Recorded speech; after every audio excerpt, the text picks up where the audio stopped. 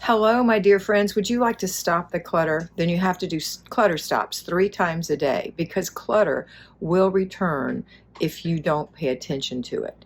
So 3 times a day, walk through your house, look at the places that you've recently decluttered, look at the places where your family normally leaves things, where you normally leave things, and make sure that those things are put back in their place. If you want to stop clutter in its tracks, clutter stop.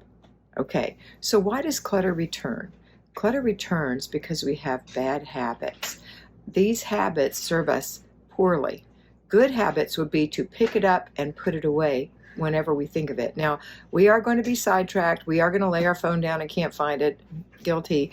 But you're going to notice that you might do that with more than just your phone. So make sure that you're paying attention and picking it up and putting it away throughout the day besides the clutter stops. Make it a great day.